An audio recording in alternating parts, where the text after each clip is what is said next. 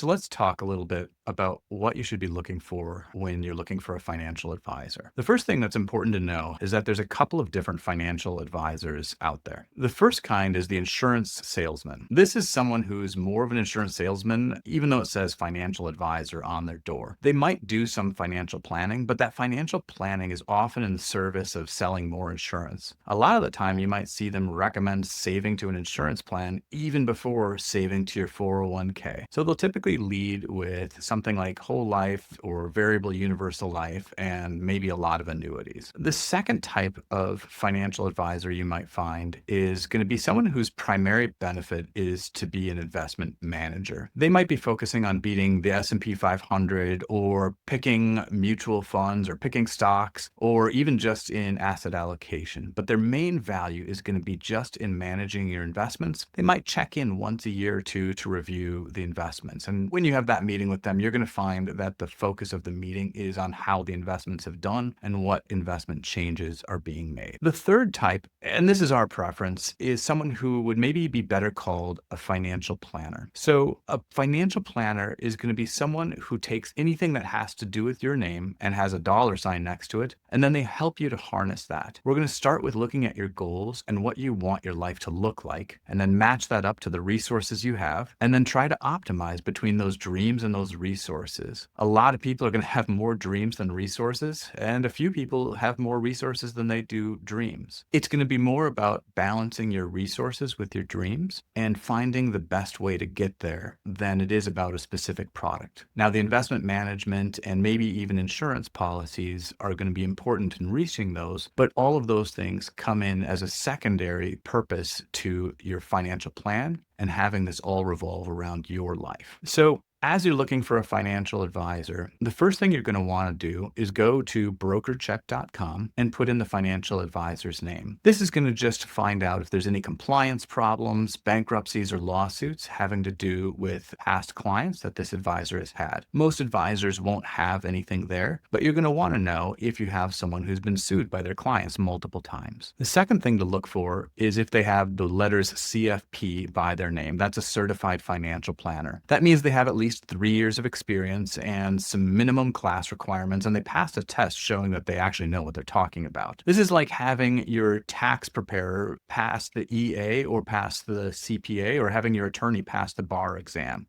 There can be financial advisors who haven't passed this important test, and it's probably best to just limit yourself to those who have passed the most comprehensive test in this area. The next thing to look for is to think a little bit about how the advisor is paid. And we think it's important to have an advisor who is fee only. This means they're going to be paid only through fees paid by you and not by commissions or product sales. This is important because imagine if you had a doctor who got paid based on what medications they prescribed to you. You'd probably find out that you were prescribed quite a few medications that you didn't actually need. You should also be careful of the word fee-based. This means that although maybe the majority of the advisor's compensation comes from the fees the clients pay them, they can also typically also receive commissions. So it's kind of like being fee only, but also getting commissions. Being fee only is going to exclude any life insurance or mutual fund commissions or any referral fees,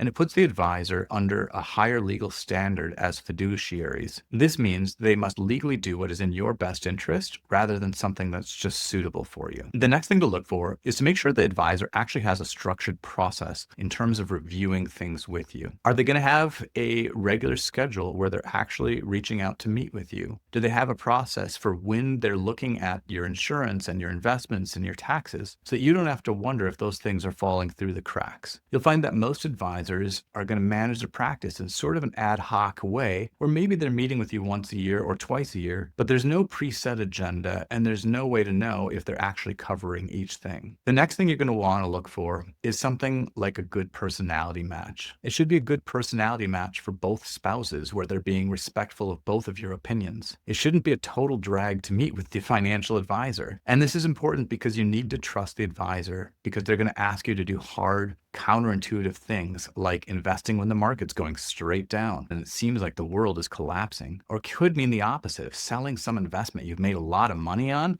and paying taxes on those gains.